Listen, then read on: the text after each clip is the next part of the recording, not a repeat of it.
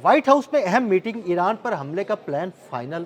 और ये plan final होने के बाद इसराइल में थरथल्ली। इसराइल ने अपने शहरियों को बंकर्स के करीब रहने की हिदायत जारी कर दी। आमिर रज़ा से बात करते हैं। आमिर भाई, इसराइल में सिक्योरिटी अलर्ट जारी कर दिया गया है, शहरियों को कहा है कि वह बंकर्स के करीब रहें क्योंकि अमेरिका किसी भी वक्त ईरान पर हमला कर सकता है और ईरान जवाबी हमला इसराइल पर करेगा। ये बिल्कुल ठीक बात है कि आज मुख्तलिफ जो मीडिया है उसने ये ख़बरें दी हैं और ये ख़बर है भी दुरुस्त, क्योंकि इसराइल ही वो मुल्क है जिसने ये शीख शामिल कराई कि ईरान का मिसाइल प्रोग्राम जो है रोल बैक कराया जाए।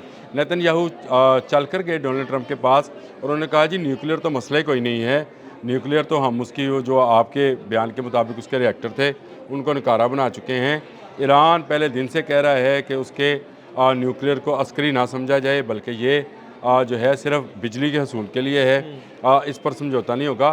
तो ईरान इसकी जांच भी करा देगा, लेकिन असल मसला उसके बैलिस्टिक मिसाइल प्रोग्राम का है और वो हर आने वाले दिन के साथ एक नया मिसाइल लॉन्च कर देता है। और उसका खौफ जो है किसको है? इसराइल को, क्योंकि अभी तक ईरान का कोई ऐसा मिसाइल जो पूरे अमेरिका में तबाही और बर्बादी फैला सके नहीं है। एक मिसाइल है वैसे, मैं उसी पे आया हूँ, मैं आप उसी पे आया हूँ, वो क्यूम 100 है उसका नाम। चलें वो बाद में बात करते हैं कि वो ICBM का अभी तजर्बाती मराहल में है। उसके लिए ज़रूरी नहीं है कि आज तजर्बा किया है तो कल वो अमेरिका पर बरसा लेगा। ये अभी उसमें बहुत सारे मराहल हैं और उसको शायद इसमें अभी 1 साल लगे या 6 माह लगे, 6 माह लगेंगे। लेकिन अगर जंग शुरू होती है तो उसका पहला शिकार इसराइल होगा। बिल्कुल ऐसे ही। अब इसराइल अमेरिका का बगल बच्चा है और अमेरिका ही उसको बचाने के लिए आता है। इसका मतलब है कि जो हमला होगा वो अगर अमेरिका के जहाज़ों से होगा तो उसका जवाब इसराइल में दिया जा सकता है। यही वजह है कि इसराइल को पता है इस बात का, नेतन्याहू इस बात का दराक रखते हैं कि ईरान का मिसाइल प्रोग्राम रोकना उनके उस आयरन डूम के बस की बात नहीं। देखें, ये आयरन डूम बनता कैसे था? ये आयरन डूम बनता था इसराइल को बचाने के लिए ही चंद इस्लामी ममालिक में मौजूद इंटरसेप्टर्स जो थे वो काम करते थे। अगर आपको याद है, मैं नाम अब ज़्यादा मुल्कों के नहीं लूँगा, कि कतर की एक एयरबेस पे हमला हुआ था, अल अदीद एयरबेस के ऊपर। उस पर क्यों हुआ था?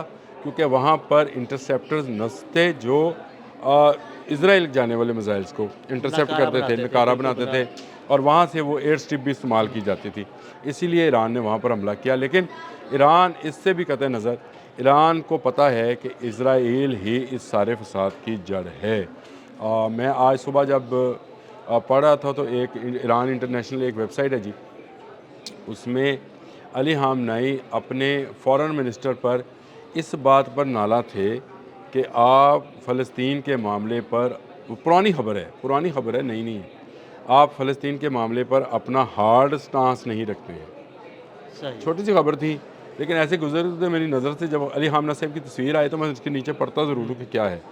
तो वो आप इससे अंदाज़ा करें कि ईरान का बैतुल मुक़द्दस के साथ जो तल्लक है वो किस नवीयत का है कि वो अपने ही फॉरेन मिनिस्टर पर हर किस्म का। और वो इस वक्त इसका अगर कहा जाए तो बैतुल मुक़द्दस का अगर कोई प्रीचर या सपोर्टर है तो वो ईरान है।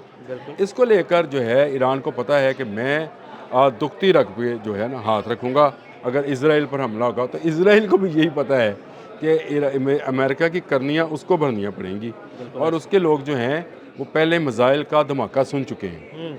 ये खौफ होता है भाई, पहले मिसाइल का धमाका नहीं, धमाके सुन चुके हैं। धमाके से मुराद यही है कि वहाँ तो बहुत सारे मिसाइल हुए, कई मारे भी गए थे। हाँ, मारे भी गए और नेतन्याहू के घर के करीब भी मिसाइल गिरा। इतना खौफ और बंकर्स में जिंदगी गुजारनी पड़ी उनको और अभी भी यही रोते हैं है ना वो। अच्छा, मुझे अब आप उनको देखें कि ये तो नहीं हो सकता कि पूरा का पूरा इसराइल जो है वो बंकर्स में चला जाए, लेकिन ये है कि ईरान के पास इस वक्त ऐसे मिसाइल्स हैं कि पूरे का पूरा इसराइल जो है उसका एक एक इंच एक एक फिट जो है वो ईरान के मिसाइलों के निशाने पर है।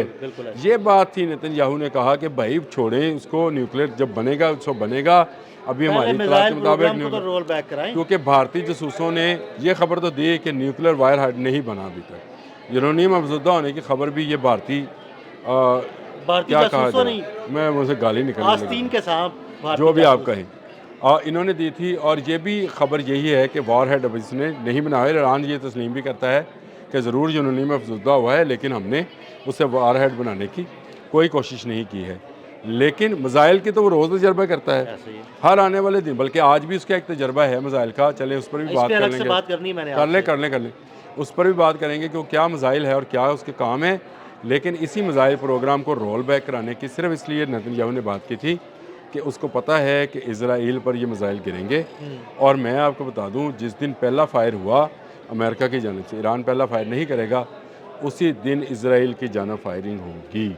और ये मिसाइल जो फायर होंगे ये इजराइल में ना सिर्फ गिरेंगे, कोई ऐसा इलेक्ट्रॉनिकली डूम नहीं है। सारे इंटरसेप्टर्स हैं, थार्ड है, पेट्रियट है, इसी तरह के मिसाइल्स हैं। और इन मिसाइल्स को स्वाम अटैक के साथ जो है तबाह किया जा सकता है। वैसे तो स्वाम अटैक का भी लोगों को बताना चाहिए कि ये क्या है, किस तरह से किया जाता है, और ईरान ने ये टर्मिनोलॉजी कहाँ से जो है हासिल की है, और ये एक अलग स्टोरी है। लेकिन इसराइल इस वक्त जो है चले, मैं अपने नाज़रीन को इतना ज़रूर बता देता हूँ कि मैं एक वीडियो आमिर भाई से ज़रूर करूँगा जिसमें हम बात करेंगे स्वाम अटैक क्या है। यानी अगर अमेरिका ने हमला किया तो इसराइल पर स्वाम अटैक होगा ईरान की जानिब से। ये अटैक क्या है ये हम आपको अगले वीलॉग में ज़रूर बताएंगे। चले जिस व्लॉग में बताइए। लेकिन ये इस वक्त बात ये है कि नेतन्याहू थर थर काँप रहा है। वो एक खौफज़दा है कि अमेरिका की ये जो हिकमत अमली है कि वो जंग मुसल्लत करना चाह रहा है, इसका जवाब जो है या इसका रिएक्शन जो है वो सिर्फ़ और सिर्फ ईरान पर इसराइल पर आएगा और ईरान की जानिब से आएगा। और ईरान अपने मिसाइल्स जो हैं इसराइल के तरफ मुँह करके फिट कर चुका है। जिस दिन एक गोली चली अमेरिका की जानिब से, उस दिन इसराइल की तरफ मिसाइल जाएंगे। इसराइल ये ना समझे, क्योंकि ईरान इसको उसी शैतानी सिस्टम का एक हिस्सा समझता है, ये इसको अमेरिका का बगल बच्चा समझता है और अमेरिकी सोच की पैदावार समझता है। इसीलिए वो इसको नजायज़ रियासत कहता है।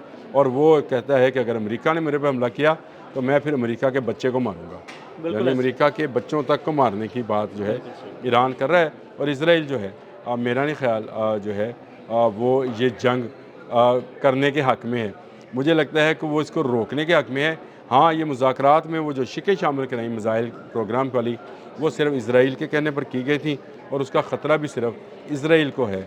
जिस दिन ये गोली चलेगी इसराइल तबाह बर्बाद हो जाएगा। बहुत शुक्रिया आमिर रज़ा। बिल्कुल आमिर भाई ने बड़ी तफसील के साथ इस सारे मामले पर रोशनी डाली।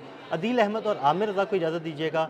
अल्लाह हाफ़िज़। ईरान इसको उसी शैतानी सिस्टम का एक हिस्सा समझता है, ये इसको अमेरिका का बगल बच्चा समझता है और अमेरिकी सोच की पैदावार समझता है।